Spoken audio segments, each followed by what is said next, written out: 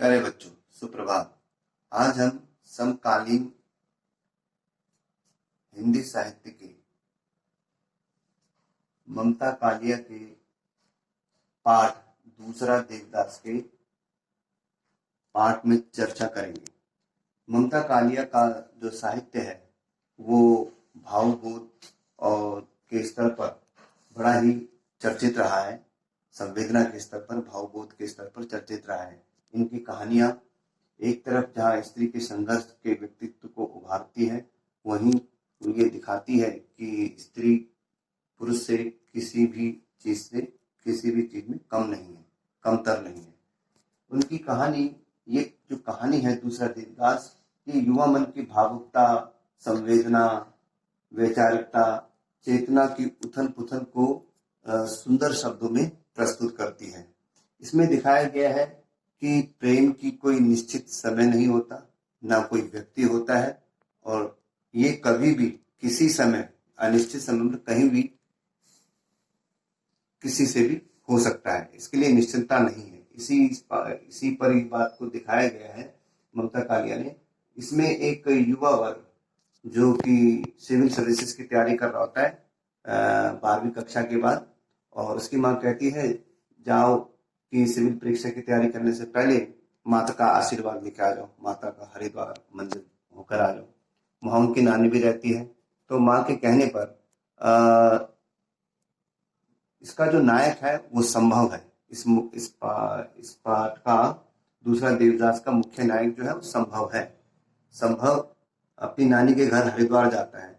संभव इन चीजों पे विश्वास कम रखता है कि भाई मैं परीक्षा दे रहा हूं तो मेरे को मंदिर जाना चाहिए, ऐसा करना चाहिए। माँ के कहने पर वो मंदिर जाता है, हरिद्वार जाता है और नानी के यहाँ रहता है। अचानक फिर जब वो पहुंचता है तो अगले दिन उसकी नानी उसको उठाती है कि बेटा जा, कि हरिद्वार मतलब जब सुबह की आरती होती है तो सुबह की आरती में वहां पर भाग लेने के लिए जल्दी जा।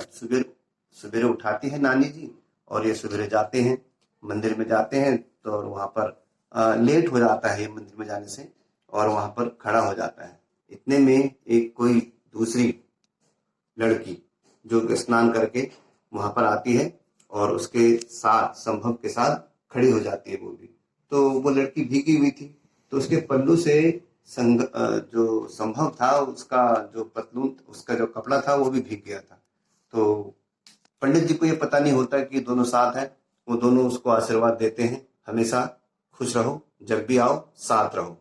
अब इस बात से वो लड़की सकुचाती है, संभव भी सकुचाता है कि ये क्या कह दिया। तो वो कहती है कि हम अलग अलग हैं बाद में। फिर भी वो उसमें दिखाया गया है कि लड़की अपने मन ही मन कहती है कि हंसती है, और एक तरह से ये दिखाया गया है एक फिल्मी स्टाइल की तरह कि आप मेरी गलती नहीं है। तो वो भी लड़की कहती है मेरी गलती नहीं, मन ही मन ये बात चलती है। जैसे प्रोजेक्शन के अंदर वो दिखाते हैं ना, एक पृष्ठभूमि के अंदर पीछे उसे दिखाती है। तो यहाँ पर हर की पकौड़ी का शाम का दृश्य होता है। जो मैंने बताया कि जब वो जाता है तो सब जगह ये हर की पौड़ी का महत्व, अपना ही महत्व है। वहां पर हर कोई अपनी अपनी आकांक्षाओं की पूर्ति के लिए आता है। कोई मुंडन कराने आता है, कोई शादी के लिए, दुल्हन के लिए वहां पर आने के बाद उनका दर्शन करने आते हैं।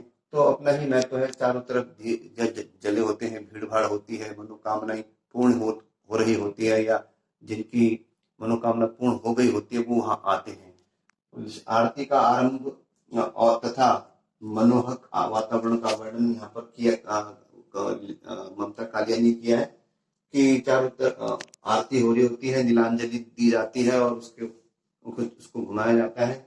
आरती की जो नीलांजलि होती है उसमें हजारों बत्तियां जली होती है और बड़ी मनमोहक वातावरण होता है। पंडित जी जब गाते गाते थक जाते हैं तो वहां पर लता मंगेशकर जी का गाना बजा होता है, ओम जय जगदीश हरे, वो आरंभ कर देते हैं। तो ये बड़ा ही मनमोहक दृश्य है। आरती के बाद का दृश्य, आरती जब खत्म होती है तो इतने में आरती समाप्त होने के बाद संभव आता है और वो भी आरती में प्रसाद के लिए हाथ बढ़ाता है। तो पंडित जी कहते हैं आपको लेट हो गई। हाँ, वो कहते हैं मैं लेट हो गई। इतने में नायिका का वहां पर वो नायिका भी आती है, जैसे मैंने बताया नहाकर वो भी आती है, वो भी लेट हो जाती है। तो वो भीगी होती है, उसका पल्ला उसके कपड़े भिगा देता है उसके। तो इस तरह से ये उनका पहला मिलन होता है उस नायिका का, उस लड़की का।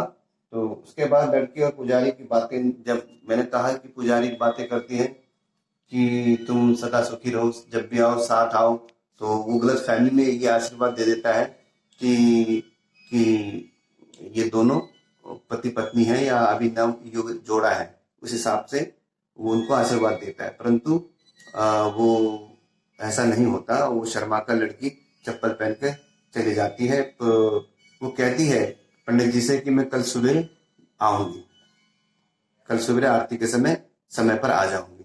अब जब लड़की बाहर निकलती है तो संभव भी उसको देखने के लिए कि वो कहाँ कहाँ जाती है, उसके पीछे पीछे जाता है, लेकिन वो भीड़ में कहीं गायब हो जाती है। तो निराश मन होकर वो नानी के घर वापस आ जाता है, जैसे इसमें लिखा हुआ है नानी के घर आ जाता है। नानी के घर, नानी कहती है इतनी देर कहाँ था? तो नानी तो संभव जवाब देता है कि भाई लेट हो गया, आते आते लेट हो गया। तो नानी कहती है खाना खा ले, लेकिन उसको भूख नहीं होती क्योंकि उसका मूड खराब हो चुका था। वो उसको देख नहीं पाता कि वो लड़की कहाँ गई है। लड़की ने लाल गुलाबी सूट पहना होता है, और वही लाल गुलाबी सूट पहना होता है। अब उसका मूड खराब हो जाता है, वो भूख उसको नहीं लगती है, वो सो जाता है। सोते सोते ही उसको ख्याल में वही आती है लड़की, वो भीगना और इस तरह से उसका मुस्कुराना ये।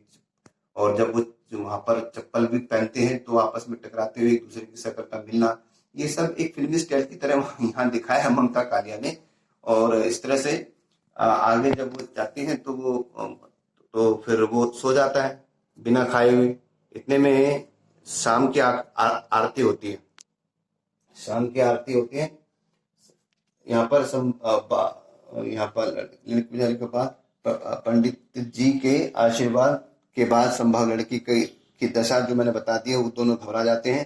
संभव का निराश होकर नानी के घर जाना, ये मैंने बता दिया कि घर जाकर वो सो जाता है। और संभव की मन की स्थिति, अब उसकी स्थिति ये होती है कि वो रात भर अपने घर में सो नहीं पाता। वो उसको वही ख्याल आते हैं कि वो भीगना और ये गलत, और फिर वो उसका थोड़ा सा लज्जाना, लड़की का सुकुड़ना और पंडित जी का कहना कि जब भी आना साथ आना, ये संभव सारी बातें उसके दिमाग में चल रही होती है। इतने में नानी उसका सपना तोड़ देती है कि तेरे को जाना नहीं है, तेरे को सुबह आरती के जाना नहीं है। तो कहता है, अचानक उसको याद आती है उसका जो टूटा हुआ मूड था, जो उसका मूड खराब हो गया था। अचानक याद आता है कि पंडित जी ने कहा था कि सुबह आरती के लिए आना, और लड़की ने भी कहा था कि मैं सुबह आरती आऊंगी। तो सुबह तो फिर ये तेजी से भागता है मंदिर की तरफ, उसी मंदिर में। और ऐसे जगह पर वो सोचता है, अपने मन में विचार करता है कि मैं आज उसको देखूंगा, पूछूंगा कि क्या नाम है कहाँ रहती हूँ, आदि आदि बातें मैं पूछूंगा। तो मैं संभव का योजना ये होती है कि वो एक साइड में जाकर ऐसी जगह पर खड़ा रहेगा कि जहां से मंदिर और वो लड़की भी दिखाई दे। ठीक है। तो इस प्रकार से संभव का मन स्थिति और नानी के द्वारा संभव को उठाना और उसके बाद बहाना बना देना। लेकिन अचानक उसको याद आता है हर की पौड़ी का चित्र। फिर वो